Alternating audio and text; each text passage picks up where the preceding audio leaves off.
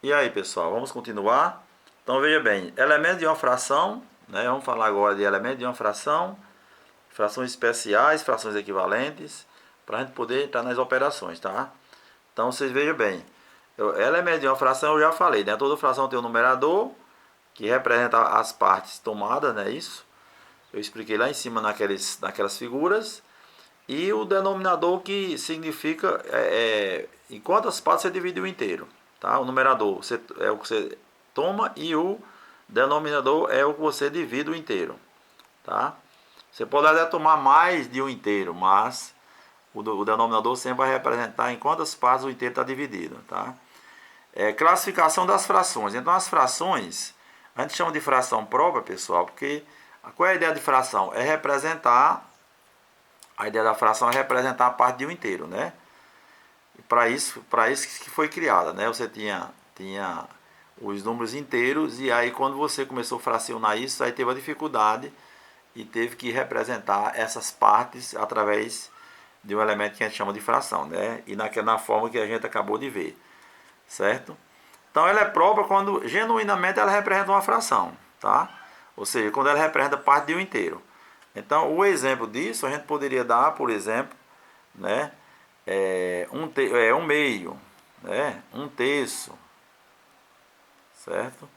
Dois terços, 5/7 e aí por diante, né? 8/10, certo? Olha, então, tudo isso aqui são frações menores do que o inteiro, tá? São coisas menores do que o inteiro. Ou seja, representam partes de um todo. Tá? Então a gente chama aí de fração própria, certo? Fração própria. E quando é que ela é imprópria? Certo? A gente diz que ela é imprópria quando ela representa, quando o numerador é igual, é maior ou igual ao denominador. Certo? Ela tem essa denotação aqui. Se ela for igual, pessoal, ao denominador, então ela vai representar o próprio inteiro. Tá? Vai representar o próprio inteiro. Se for maior, ela vai representar mais de um inteiro. Ou seja, esse número essa palavra imprópria, tá certo? É um pouco exagerada, mas é apenas para dizer que foge um pouquinho desse padrão aqui, certo? Então, neste caso aqui, se a gente tivesse, olha, se a gente inverter isso aqui, vamos inverter não, né? Vamos colocar aqui 5 terços, olha, maior do que o denominador, olha. 3 meios, maior do que o denominador, certo? É, 4 quartos, olha, igual, tá certo? Olha, isso aqui é o próprio inteiro, olha, dividindo aqui dá 1, olha, tá? Então, isso aqui aparentemente, a gente vai chamar de fração aparente, né, o item de baixo, aparentemente é uma fração, mas representa na verdade um inteiro, tá? Então, se for maior, vamos supor que aqui 10 quintos, tá? É maior, ó, é maior. Isso aqui na verdade vai representar o que? Vai representar 2, dividido dá 2 e assim por diante. Então, sempre que o numerador for maior ou igual ao denominador, a gente vai chamar, classificar como imprópria.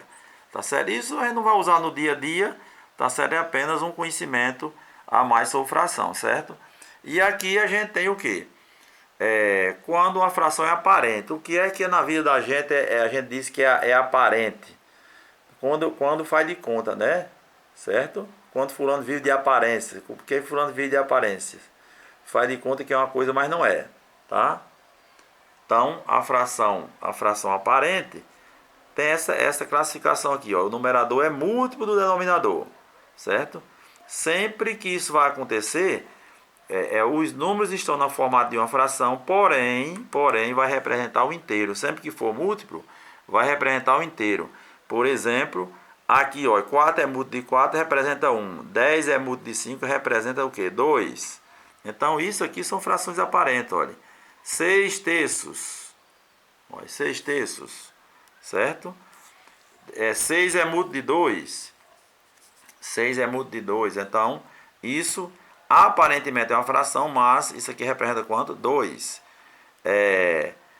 20 quartos. Certo? Aparentemente é uma fração, mas isso representa o quê? 5. E assim por diante. Vamos colocar aqui, olha. E se for zero? 0 é múltiplo de qualquer número, olha.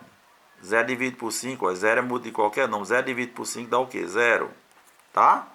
Então, quando eu digo que uma fração é aparente, ou seja, significa que está no formato da fração, mas representa o número inteiro, tá? Porque a característica dele é o quê? Que o numerador tem que ser múltiplo do denominador. A outra coisa aqui eu estou chamando de frações especiais. Eu falei lá em cima, no primeiro vídeo, que a gente ia falar do zero na fração, no denominador, não é isso? Então, que geralmente complica a situação da fração.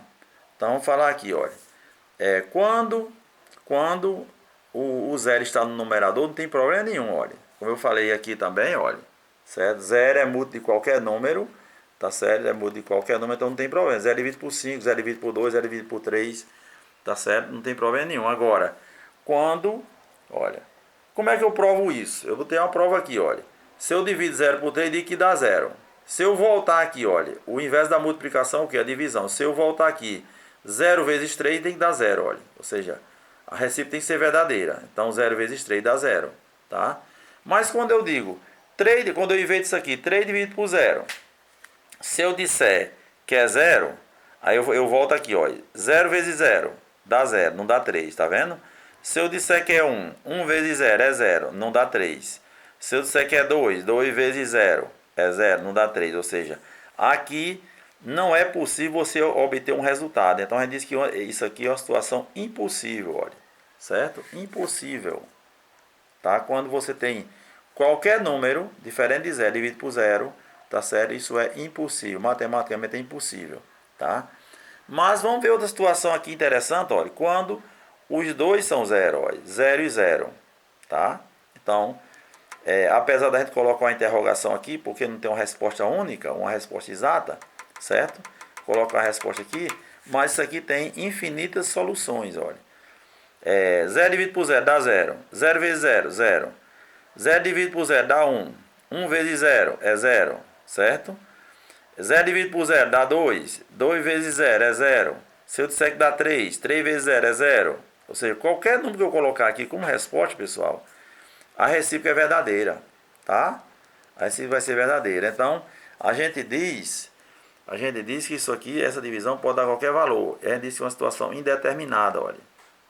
Certo? Indeterminada. Pois possui vários resultados, tá?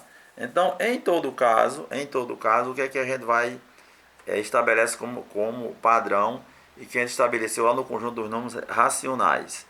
Que o B, que é o denominador, não é isso? Que o B, certo? Olha, A sobre B, esse A pertence aos inteiros relativos, não é isso? Pertence a Z, e B pertence a Z com asterisco, ou seja, quando eu digo que B pertence a Z com asterisco, eu estou evitando essas situações aqui de B e C, olha, certo? Então não devemos ter o zero no denominador, que a gente vai ter ou é situação de ser impossível ou é situação de ser indeterminado. Explicado?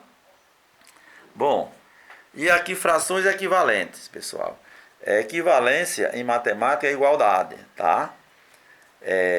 Você tem aparentemente coisa diferente, como você tem aqui 1 meio e 2 quartos, olha, a cara, tá certo? A cara das frações aqui são diferentes, porém, eles representam a mesma quantidade, certo? A mesma parte, certo? Então, duas ou mais frações são equivalentes, né, quando representam a mesma parte, tá, de um inteiro, ou uma mesma quantidade, tá? Então, a equivalência, tá certo? Mesmo estando representado com números distintos, tá certo? Eles têm que representar a mesma quantidade. Então, 1 meio é equivalente a 2 quartos. Se eu simplificar tudo por 2, eu retorno essa fração aqui, olha. Se eu simplificar aqui tudo por 3, olha, 3 por 3 dá 1, 6 por 3 dá 2, retorna aqui. 4 oitavo é equivalente aqui a 1 meio. Se eu simplificar tudo por 4, eu vou chegar ao meio.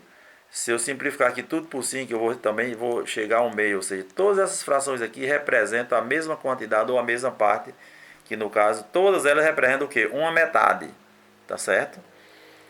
Aqui, 1/3 é equivalente a 2 sextos, é equivalente a 3 nonos, é equivalente a 4 dozeavos, é equivalente a 5 quinzeavos. ok? Se eu simplificar todas elas aqui pelo mesmo número, tudo por 2, chega a 1/3. Tudo por 3, chega a 1/3. Tudo por 4, chega a 1/3. Tudo por 5, chega a 1/3. Ou seja, todas as frações aqui representam a mesma quantidade. Então, é o que a gente chama de frações equivalentes. Às vezes, quando a gente resolve um problema de fração, a gente diz, tem que simplificar.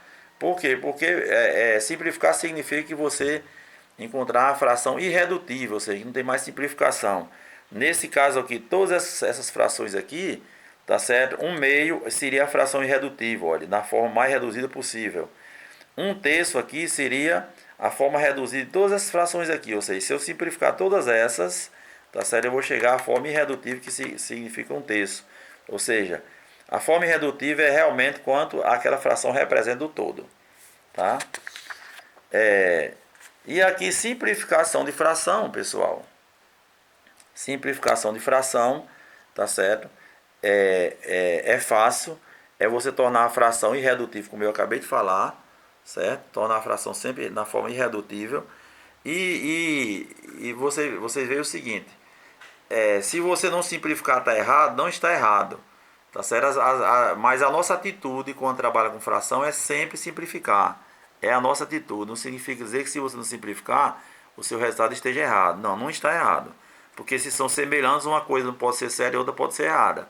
Tá? Mas a nossa atitude, chegar ao resultado final, tá certo? Numa questão, num resultado fracionário, a nossa atitude sempre vai ser de simplificar. Tá? Então, nesse caso aqui, olha, eu tenho aqui, por exemplo, 2/4. Os dois números são pares, então eu vou procurar o número que divide os dois ao mesmo tempo, tá certo? Então, se são pares, 2 são divididos por 2. Então, isso aqui vai dar o quê? 1/2. 2 por 2 dá 1, 4 por 2 dá 2. Aqui eu tenho um ímpar e um par, mas 6 é múltiplo de 3. Então, eu posso dividir tudo por 3, simplificar tudo por 3. O que você não pode aqui por 3 dá 1 e por 3 dá 2. O que você não pode é dividir o numerador por um número e o denominador por outro, tá certo? Você tem que encontrar um número ou número sucessivo que divida a fração, os dois termos da fração por esse mesmo número.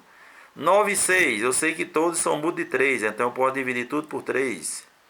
Tá? Dá 3 e dá 2, então essa fração já é irredutível, olha. 5 e 10, 10 é múltiplo de 5, então eu posso dividir tudo por 5, certo? Tudo por 5, que vai dar o quê? Vai dar 1 e vai dar 2, vai dar 1/2. 15 e 18, se eu não souber quem é o maior divisor deles dois, eu posso dividir, por exemplo, 15 é múltiplo de 3, 18 é múltiplo de 3, então eu posso dividir tudo por 3. Se precisar prosseguir, a gente continua com outro número. 15 por 3 dá 5 e 18 por 3 dá 6. 5 e 6 não tem divisor comum, então não posso mais simplificar. 24 e 30 são pares, olha. Se eu quiser dividir logo por 2, eu faço isso, olha. Dá o que? Dá 12 e dá 15, ó. Tá? 12 e 15. 12 e 15 são múltiplos de 3, então eu posso simplificar por 3 agora. Tudo por 3. Dá quanto? Dá 4 e 5. Olha. 4 quinto não tem mais divisor comum, então não posso mais simplificar, já é a fração irredutível. E assim por diante, pessoal. Certo? Aqui eu posso simplificar tudo por 2 ou tudo por 4. Eu já poderia simplificar aqui tudo por 4, não é isso? Os dois são divididos por 4. 12 por 4, 24 por 4. 12 por 4 dá 3. 24 por 4 dá 6. Já é irredutível. Aqui 21 e 63. Eu poderia simplificar aqui tudo por 3, mas também eu posso simplificar tudo por 21. 63 é múltiplo de 21. Então tudo por 21. Tá certo? E assim por diante. Então ficaria o quê? 1 e 3. 1/3. Ok? Vou encerrar o vídeo, senão vai ficar muito grande.